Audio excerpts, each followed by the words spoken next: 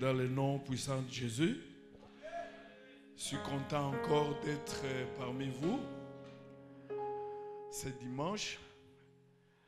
J'ai beaucoup aimé le temps qu'on a passé dans l'adoration, dans la prière. C'était vivant. Santé, la vie. Gloire à Dieu. Amen. Beaucoup aimé aussi le thème de cette année. Que l'Éternel ajoute encore. Donc, chaque jour, quand tu te réveilles le matin, tu dis ajoute encore. Il ajoute. Tu te réveilles mardi, ajoute encore. Mercredi, ajoute encore, ajoute encore. Finalement, tu vas bien terminer cette année. Sera débordé. J'ai beaucoup aimé aussi les temps d'adoration. Vous savez, l'adoration, c'est l'unique moment où Dieu nous donne sans que nous ayons demandé. Il adore seulement. Et il vous donne. Et donc, développer ces moments d'adoration.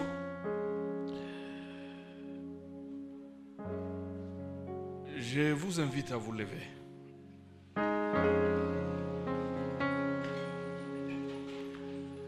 Parce que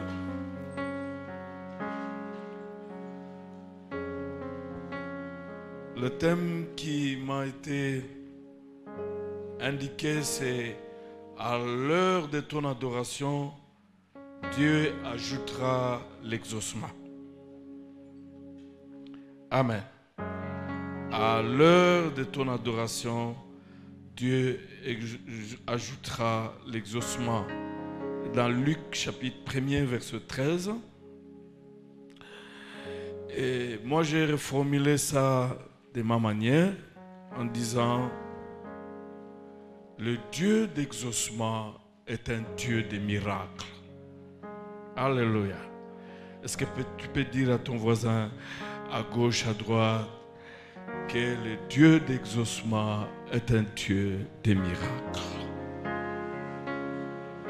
Alléluia. Est-ce que tu peux m'aider à dire encore à ton voisin à gauche, à droite, que malgré le temps qu'a pris mon exaucement, l'exaucement arrivera toujours.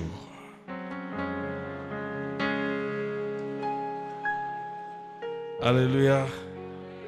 Est-ce que tu peux dire à ton voisin que l'exaucement de mon Dieu est plus âgé que l'âge de ma situation?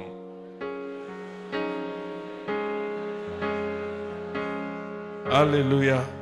Est-ce qu'on peut acclamer le Seigneur? Alléluia. Pendant que nous sommes debout, je vous propose, nous allons commencer à partir du verset 5, Luc chapitre 1er. On va s'arrêter à 13, on va sauter, on va lire 24 à 25, on va sauter encore, on va prendre 36 à 37. Alors, est-ce que nous sommes là? Est-ce qu'on peut lire tous ensemble? Allons-y. Au temps d'Hérode, roi de Judée, et un sacrificateur du nom de Zacharie, de la classe d'Abia. Sa femme était une descendante d'Aaron et son nom était Élisabeth. Tous deux étaient justes devant Dieu et suivaient d'une manière irréprochable tous les commandements et les ordonnances de Dieu. Mais ils n'avaient pas d'enfants parce qu'Élisabeth était stérile et ils étaient l'un et l'autre d'un âge avancé. Or, dans l'exercice de ses fonctions devant Dieu, selon le tour de sa classe, il fut désigné par le sort, suivant la coutume du sacerdoce, pour entrer dans le temple du Seigneur et pour y offrir le parfum. Toute la multitude du peuple était dehors en prière à l'heure du parfum. Alors lui apparut un ange du Seigneur debout à droite de l'autel du parfum. Zacharie fut troublé en le voyant et la crainte s'empara de lui. Mais l'ange lui dit: sois sans crainte, Zacharie, car ta prière a été exaucée. Ta femme Élisabeth t'enfantera un fils et tu l'appelleras du nom de Jean. Il sera pour toi un sujet de joie, d'allégresse, et beaucoup se réjouiront de sa naissance. On saute 24. Quelque temps après, sa femme Élisabeth devint enceinte. Elle se cacha pendant 5 mois en disant: voilà ce que le Seigneur a fait pour moi, au temps où il a décidé d'enlever ce qui était ma honte parmi les hommes. On prend 35. L'ange lui répondit: le Saint-Esprit viendra sur toi et la puissance du Très-Haut te couvrira de son ombre. C'est pourquoi le Saint-Enfant qui naîtra, on l'appellera Fils de Dieu. Voici qu'Élisabeth, ta parente, a conçu, elle aussi, un fils en sa vieillesse, et celle qui était appelée stérile est dans son 6e mois, car rien n'est impossible à Dieu. Est-ce qu'on peut acclamer la parole? Gloire à Dieu, gloire à Dieu. Seigneur, ta parole est esprit et vie. Sanctifie-nous par ta parole au nom de Jésus. Amen. Voilà. Le Dieu d'exaucement est un Dieu de miracles. C'est-à-dire que le Dieu que nous prions, quand c'est le temps d'exaucement, ce qui est impossible devient possible par le miracle. Et il peut passer outre les voies humaines, le voie de la science et créer la réponse pour toi et pour moi.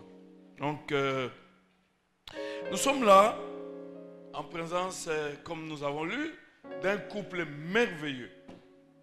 Un couple merveilleux.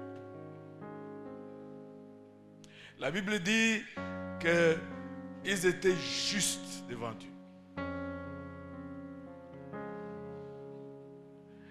La Bible dit qu'ils respectaient scrupuleusement la parole de Dieu, les commandements de Dieu et les ordonnances de Dieu. Mais aussi la Bible nous dit qu'ils étaient sans enfants. Parce que Élisabeth était stérile. Et c'est à la Bible d'ajouter qu'ils étaient avancés en âge. Autrement dit, qu'ils étaient justes, qu'ils étaient pieux, qu'ils étaient intègres, qu'ils craignaient Dieu. C'est un couple magnifique, mais ils n'avaient pas d'enfants. C'est comme si la parole de Dieu voudrait dire qu'humainement, ils n'avaient plus d'opportunités, de moyens pour avoir enfants, parce que tous deux étaient avancés en âge. Mais ce qui est intéressant est que malgré cette situation, Zacharie n'a pas lâché à remplir ses fonctions devant Dieu. Il servait le Seigneur. Et c'est pendant son ministère. Là où, bien aimé, je me redis, c'est merveilleux de venir le dimanche à l'église. Mais c'est beaucoup merveilleux d'être engagé dans l'église. Il y a de ces choses que Dieu va vous récompenser simplement parce que vous êtes engagé. C'est pendant qu'il était en train de remplir fidèlement, n'est-ce pas, sa fonction et que l'ange Gabriel l'a visité pour dire: le Seigneur a entendu prière, votre femme sera enceinte et qui mettra au monde un enfant. Et il a donné même le nom de l'enfant, Jean. Un couple merveilleux où Zacharie était sacrificateur et Élisabeth était de la descendance d'Aaron. Ça veut dire qu'ils étaient devant tous les privilèges, mais il manquait d'enfants. Il peut arriver que dans ta vie, tu traverses des situations alors que tu n'as pas péché, alors que tu n'as rien fait. Mais ne te décourage pas, sois calme, parce que cette situation, c'est pour la gloire de Dieu. Parce que l'exaucement, finalement, ce jour-là, l'exaucement de Zacharie était un exaucement formidable, un exaucement qui avait même son nom. Il dit, le nom de ton exaucement, c'est Jean. Jean. Jean signifie la grâce de Dieu. Grâce de Dieu. Une histoire merveilleuse. Zacharie n'avait jamais lâché à servir Dieu, malgré leur réalité, malgré la situation qu'ils étaient en train de vivre. Le mot Zacharie signifie Dieu se souvient. Dieu se souvient. Malgré toutes les situations, des humiliations que Zacharie était en train de parcourir, mais il avait un nom qui avait une signification. Dieu se souvient. Malgré le temps finalement qui était en train de passer, mais le nom était là. Et un jour, Dieu finira par se souvenir de Zacharie. Parce qu'en fait, quand vous voyez les tableaux qu'on brosse pour Zacharie, eh bien voilà, il était pillé, mais il n'y avait pas d'enfant et il était avancé en âge. C'est-à-dire qu'il vivait dans une situation où la société avait déjà tiré des conclusions. Il n'avait pas d'enfant, ils étaient avancés dans l'âge et ça n'était fini. Mais la société finalement avait connu une erreur grandiose parce que en fait celui qui devait conclure était celui qui avait introduit.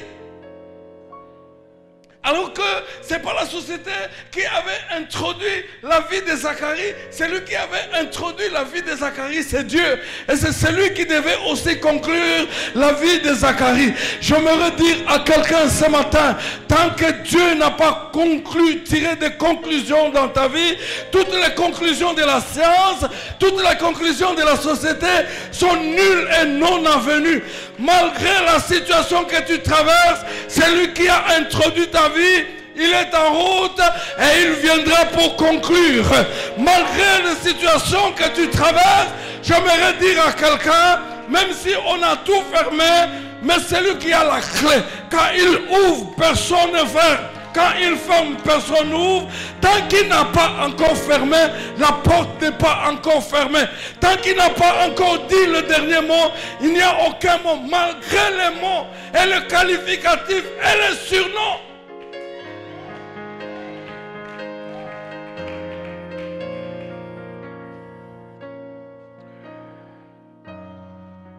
Là, je suis en train de m'imaginer, Zacharie était là, en train de se promener, en train de vieillir, sans enfant, mais on continue à l'appeler, Dieu se souvient. Alléluia. Et ce moment-là est venu. Bien-aimé dans le Seigneur, le Dieu que je vous prêche ce matin, c'est un Dieu de souvenirs. Il se souvient toujours. Et quand il se souvient, il y a toujours quelque chose qui se passe. La Bible nous dit, n'est-ce pas, quand vous lisez Genèse 18, il a donné la promesse à Abraham et Sarah. Et quand vous lisez le chapitre 21, verset 1er, la Bible dit, Dieu se souvint de la promesse qu'il a faite à Sarah. Et il intervint en faveur de Sarah. Et Sarah devint grosse et metta au monde un enfant. Gloire à Dieu. Combien c'est merveilleux.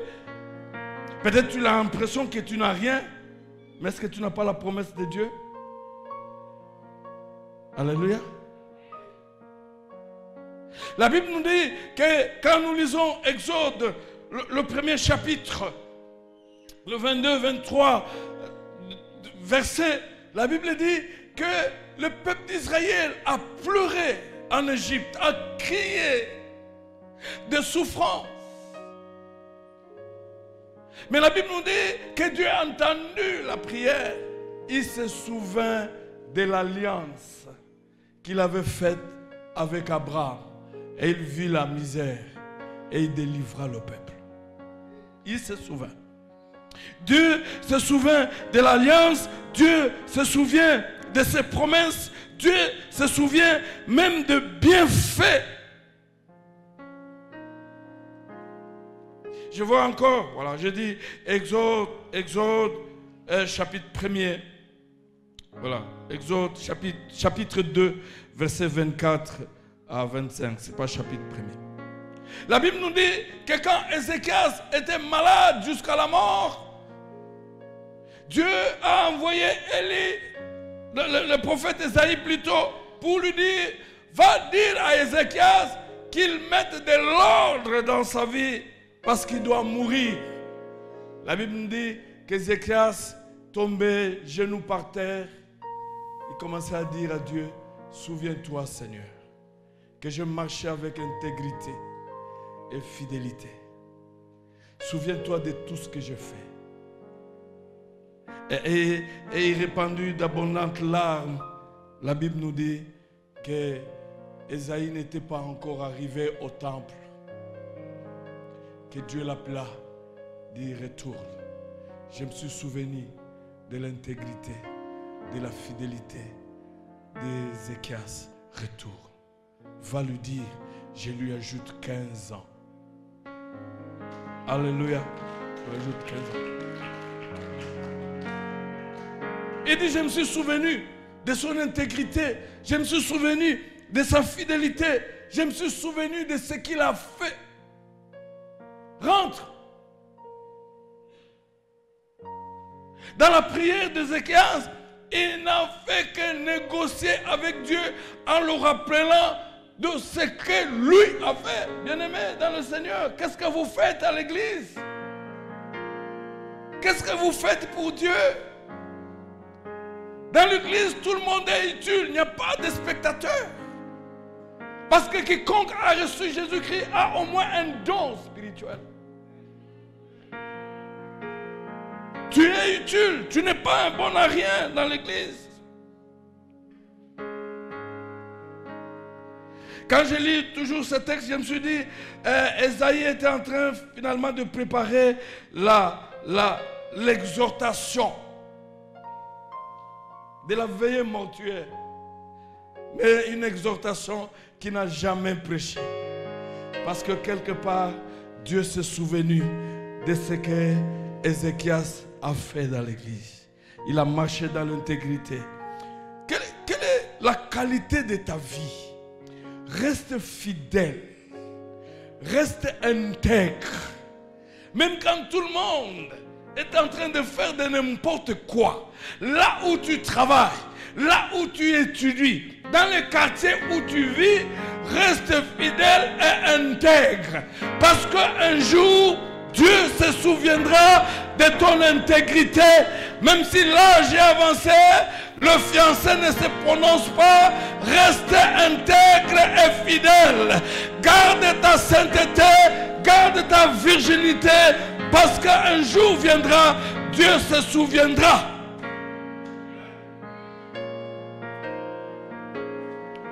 Alors ils étaient là avec sa femme Élisabeth. Élisabeth signifie le serment de Dieu, le vœu de Dieu, la promesse de Dieu. Et Élisabeth, il était là avec toutes les promesses mais sans enfant. Un jour, le Seigneur s'est souvenu de cette promesse. Il lui a donné l'enfant. Ce que j'ai aimé, Zacharie s'appelle Dieu se souvient, Élisabeth s'appelle promesse de Dieu et Jean s'appelle la grâce de Dieu. Donc, Dieu s'est souvenu de sa promesse et il a fait grâce. Je suis en train de dire que tu ne termineras jamais cette année tant que Dieu puisse se souvenir de toi et te faire grâce. Même dans des situations difficiles et compliquées que tu es en train de traverser. C'est compliqué devant toi, mais c'est simple devant Dieu. C'est compliqué, difficile devant toi, mais en dehors des difficiles, il y a le miracle de Dieu. Dieu se souviendra de quelqu'un cette année. Dieu se souviendra de quelqu'un cette année.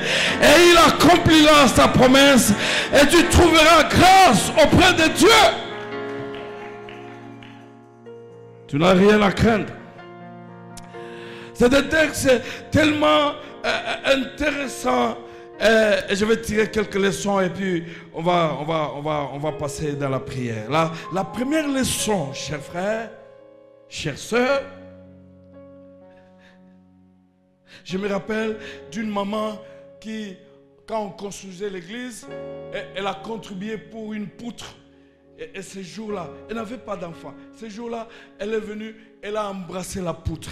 Il dit, Seigneur, souviens-toi seulement que c'est moi qui ai fait, qui ai contribué pour qu'on construise cette poutre dans ton église. Et quelque temps après, elle a conçu. Elle a eu un enfant. Dieu est juste. Gloire à Dieu. Cette année, nous viendrons devant Dieu dans l'adoration, dans l'intercession, mais avec des preuves, avec des signes. Qu'as-tu fait pour que Dieu fasse quelque chose?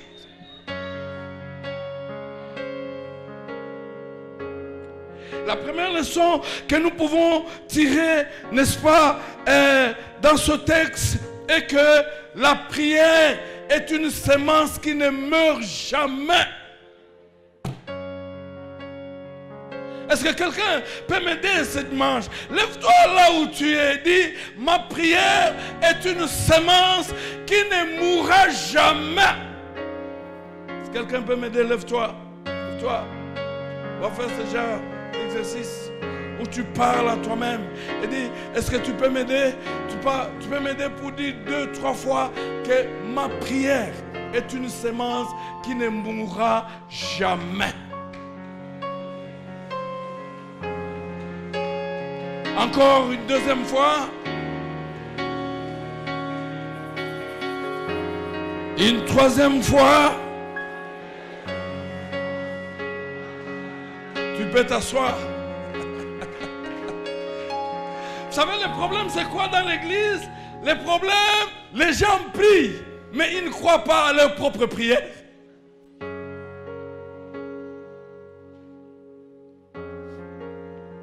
Quand tu as prié selon la volonté de Dieu, selon la parole de Dieu et l'assurance que tu as semé. Peut-être tu n'as pas semé avec de l'argent, mais tu as semé avec le larme.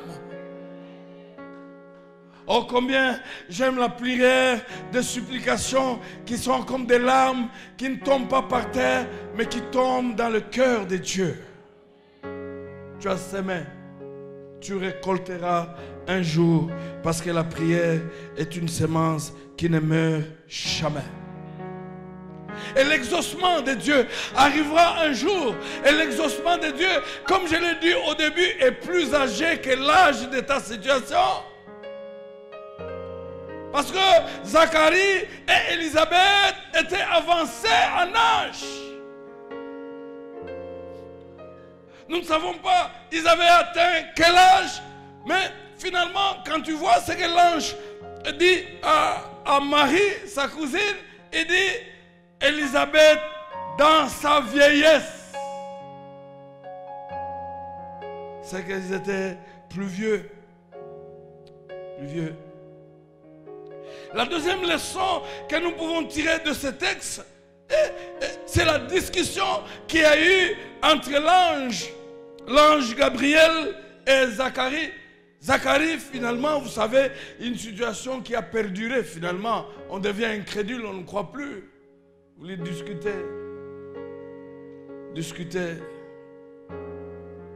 Mais l'ange lui a dit, je suis Gabriel. Celui qui se tient devant Dieu. Et je suis venu avec ce message. Tu ne parleras plus jusqu'à ce que cet exaucement deviendra une réalité. J'aimerais dire à quelqu'un que quand le temps tant attendu est arrivé, Dieu finira par t'empêcher à l'empêcher. Finira toujours.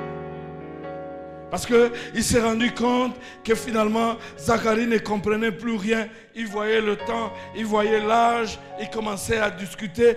Et puis il a dit, tu ne parleras plus. Jusqu'à ce que l'enfant naîtra.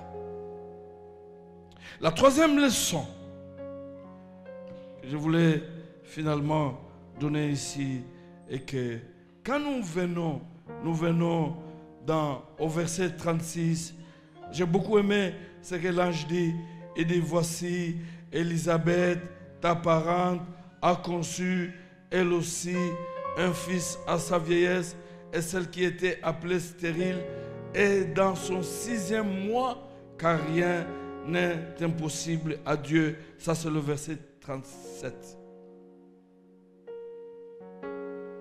Finalement, la situation d'Élisabeth s'est empirée. Et elle avait même un surnom, la stérile. Ce que j'ai aimé, quand l'ange parle à Marie, il ne dit pas que ce surnom de stérile, c'est Dieu qui l'a donné. Il dit, celle qu'on appelait stérile. Et maintenant, dans son 6e mois,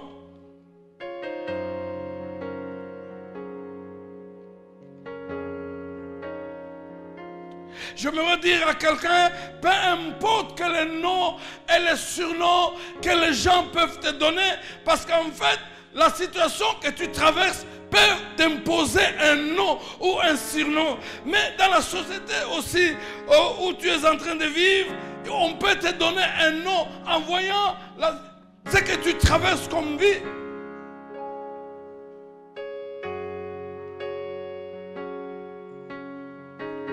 Mais tant que Dieu ne t'a pas encore donné son nom, mets la croix sur tous les noms que les hommes peuvent te donner. Je me rappelle d'un homme politique. Oh, mais c'est un homme politique, un serviteur de Dieu, à qui on avait donné le nom Akufa Lobi, parce qu'il est né anémique. Ses parents lui ont donné le nom Akufa Lobi. Dans le quartier, on l'appelait Akufa Lobi. Son père appelait Akufa Lobi. Jusqu'aujourd'hui, il est en vie. Il a plus de 65 ans. Il est stable dans la vie.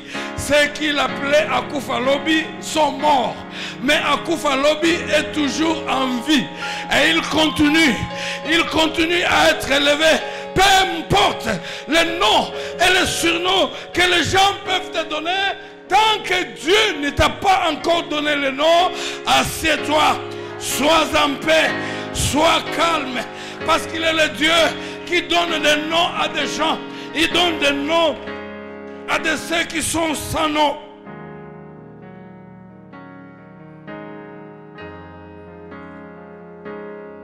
Malgré le nom, malgré le regard, parce qu'il y a d'autres noms seulement dans le regard, mais Dieu a fait un miracle. Écoutez ce que l'ange dit à Marie, que celle qu'on appelait stérile est maintenant dans son 6e mois.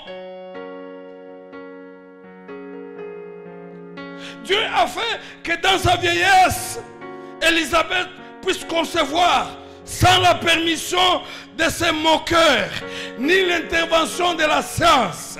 Il a opéré le miracle. J'aimerais dire à quelqu'un, tu ne finiras pas cette année sans que Dieu opère le miracle, sans la permission des moqueurs, de tous ceux qui t'humilient, ni l'intervention de la science. Parce qu'en dehors de la science, il y a le miracle de Dieu. Il dit, ta cousine, qu'on appelait stérile, et maintenant, dans son 6e mois, j'aimerais ajouter, il continue à t'appeler à ce nom-là, alors que tu es dans ton 6e mois, parce que l'exaucement, la grossesse de ton exaucement est dans son 6e mois. Personne n'est au courant, mais Dieu est au courant. Laissez-les t'appeler par ce nom-là, de moquerie. Laissez-les, ils passent leur temps, mais l'exaucement de ta prière est dans son 6e mois. Peu importe.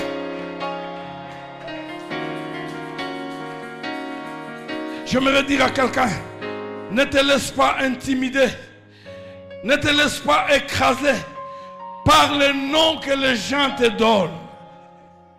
Parce que tu es Élisabeth, le Dieu des promesses.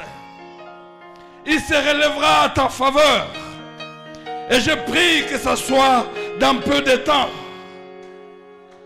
J'aimerais dire à quelqu'un, ce n'est pas le nom que les gens te donnent qui compte, mais c'est le nom que Dieu te donne. Et il te donnera un nom. C'est le nom que Christ te donne. La Bible dit dans Ésaïe 62, versets 2 et 4, la Bible dit, finalement, Ésaïe, il a dit, pour l'amour de Sion, je ne me tairai jamais. Je prierai jusqu'à ce que son salut paraisse comme l'aurore. Alors, les nations verront ta justice et tous les rois ta gloire. Elle t'appellera d'un nom nouveau que la bouche de l'Éternel déterminera. On ne te nommera plus délaissé, on ne te nommera plus ta terre, désolation, mais on t'appellera, elle est mon plaisir, et on t'appellera ta terre, l'épousée, car l'Éternel trouve son plaisir en toi, et ta terre sera épousée. Oh, alléluia. Dieu a un nom. La société t'a donné un nom, mais Dieu a un nom. Il a un nom qui s'appelle le miracle. Quand il te donnera ce nom-là, il imposera et au moqueur et à la société de t'appeler par le nom qu'il va te donner. Gloire à Dieu. Parce qu'en fait, même pour Élisabeth, même les moqueurs étaient obligés de l'appeler maman de Jean-Baptiste. C'est eux qui changeront le nom. Dieu ne change jamais. Laissez-les appeler. Laissez. Dans peu de temps, ils vont changer les noms qu'ils doivent t'appeler, parce que Dieu, il va te nommer d'un nom nouveau et il va imposer à tout le monde, même mon sorcier, même mon démon, même mon magicien, même mon moqueur, et dit appelez-les par ce nom, par le miracle.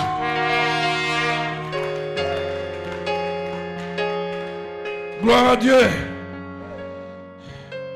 Ton problème peut avoir un âge, mais l'exaucement à ta prière est plus âgé que l'âge de ton problème.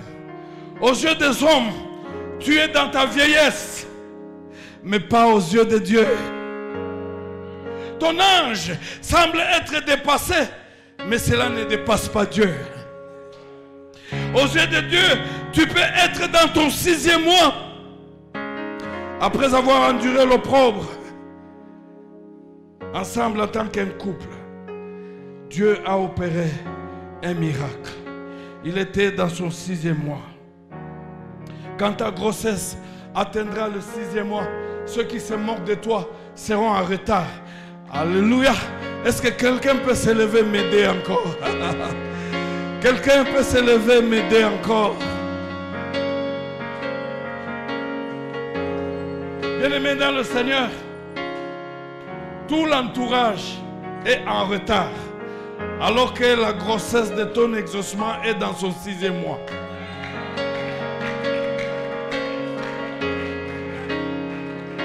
Et quand ça sera le 9e mois, ils seront surpris.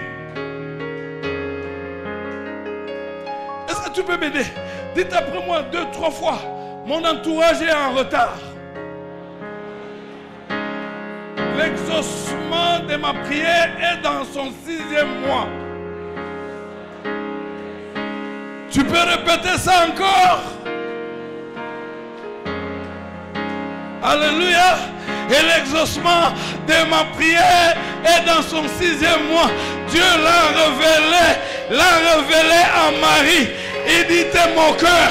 Ils sont en retard. L'entourage est en retard. Mais l'exaucement est dans son 6e mois. L'exaucement, ton projet, ton mariage, ton avenir, ta réhabilitation est dans son 6e mois.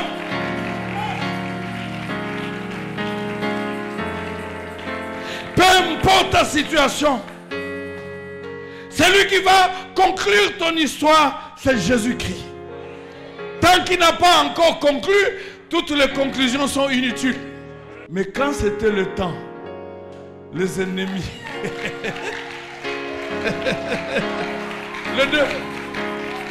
je suis en train de dire à quelqu'un, Dieu va semer de la panique dans le camp de tes ennemis. Ils seront divisés, ils seront hontés, ils seront humiliés. Bon voilà, maintenant le titulaire a dit que ça va, et puis toi. Et puis il dit, mais tu peux déposer, c'est une thèse. Et puis j'ai déposé. Tes ennemis seront surpris. Alléluia. Parce que quand l'heure de ton exaucement arrive, personne ne recule, personne ne bouge, parce que on ne peut jamais s'avancer devant l'Éternel. Alléluia, alléluia. Lève tes mains, nous voulons prier le Seigneur. Lève tes mains, nous voulons prier le Seigneur. Je suis en train de dire à quelqu'un, maintenant même, les miracles ont commencé dans ta vie. Parce que Jésus va conclure ton dossier. Les conclusions humaines, les conclusions scientifiques, les conclusions socio-économiques seront remises en question. Elles sont en train d'être remises en question. Les conclusions des géants, des méchants sont en train d'être remises en question. Maintenant où je parle, les portes fermées sont en train d'être réouvertes dans le nom puissant de Jésus. Gloire à Dieu. La conclusion de Jésus est en train d'agir. Maintenant où je parle, il y aura un passé et un présent. Maintenant que Jésus est en train de conclure ton dossier, il y a un présent, il y a un passé, il y a un passé, il y a un présent. Comme Élisabeth, un passé où elle était stérile, un présent où elle était maman, mère, femme mariée et maman de Jean-Baptiste. Quand Jésus conclut le dossier, il y a toujours un passé, il y a toujours un présent. Il y a quelqu'un qui est en train de passer du passé au présent parce que le Seigneur conclut son dossier. Gloire à Dieu. Maintenant où Jésus est en train de conclure ton dossier, j'aimerais annoncer à quelqu'un que ton présent et ton futur ne dépendront plus obligatoirement de la prophétie de ton passé. Les choses sont en train de passer. Oh, gloire à Dieu, gloire à Dieu, gloire à Dieu.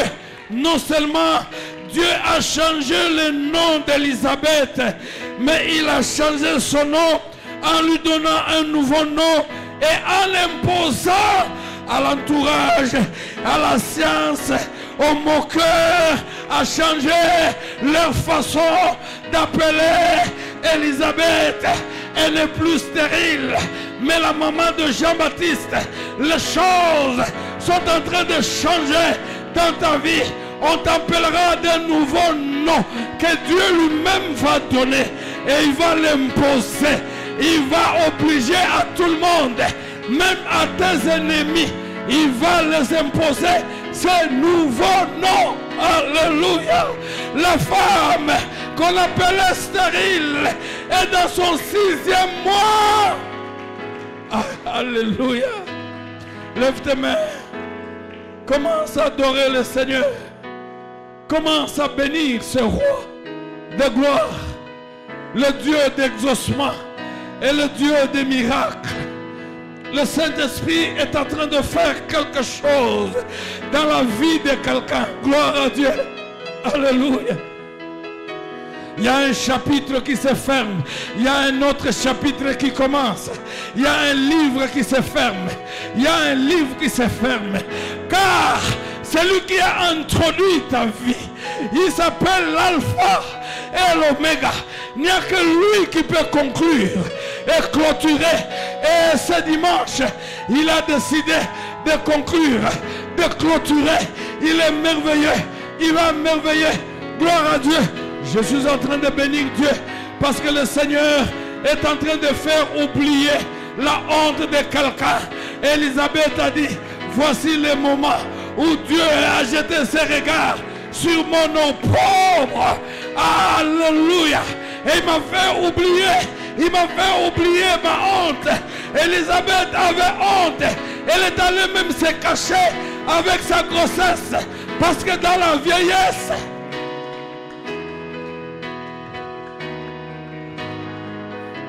élève tes mains, loue le Seigneur. Il y a quelque chose qui se passe. Tu vas obtenir sans demander. Parce que tu as cru à la parole et tu adores Dieu. Gloire à Dieu.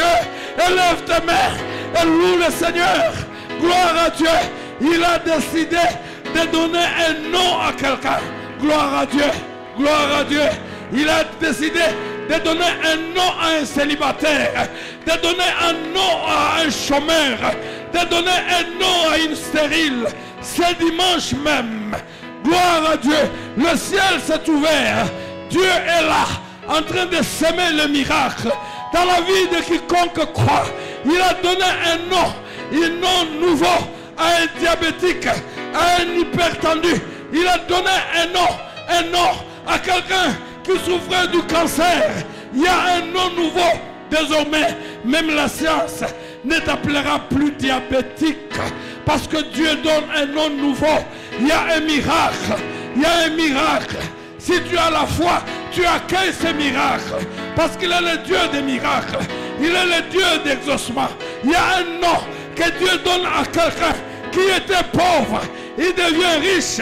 Un nom que Dieu donne, un nom nouveau à un faible qui devient fort. Alléluia. Gloire à Dieu.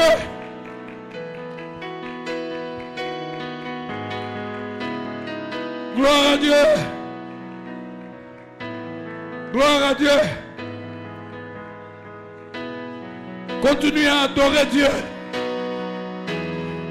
Nous n'allons pas demander.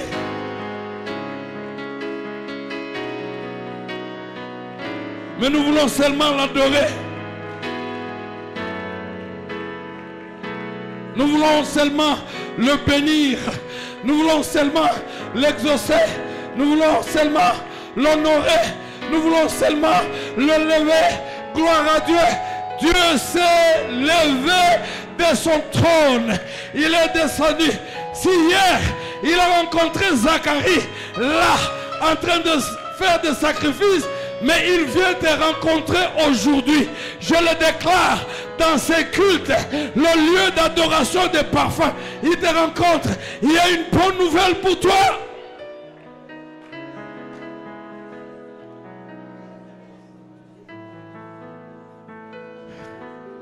Élève le nom de Jésus. Comme il a rencontré Zacharie, il te rencontre aussi maintenant à un lieu indiqué. Gloire à Dieu. Je bénis le Seigneur parce que ce lieu est transformé à une maison d'exaucement. Il y aura beaucoup d'exaucement ce dimanche, de grandes choses. Gloire à Dieu. Ouvre ton cœur, ouvre tes mains, reçois le miracle de la part de Dieu. Gloire à Dieu. Dieu est venu avec des noms et des nominations. Oh, alléluia. Ne te laisse pas écraser. Peu importe les noms et les surnoms.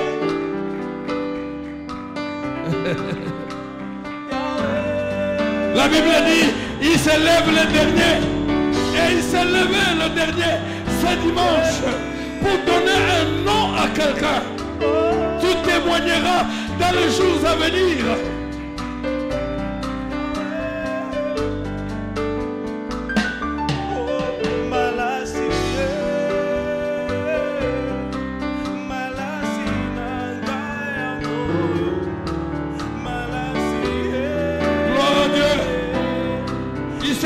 quelque chose. Il se passe quelque chose. Il se passe quelque chose. Hier c'était l'ange. Hier c'était l'ange. Mais ce matin, c'est Jésus lui-même.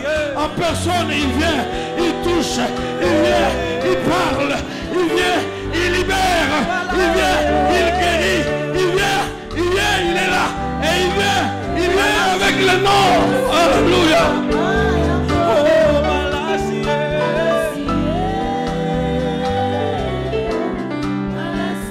De tous nos cœurs.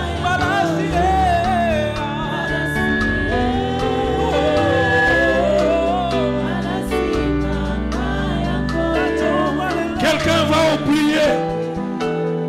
Il te fera oublier la honte d'hier, la honte du mois de janvier, la honte de l'année 2021, la honte de 10 ans passés, la honte de 15 ans passés, la honte de 20 ans passés. Il se passe quelque chose. Jésus vient avec un nom. Et le nom qui va avaler les autres noms.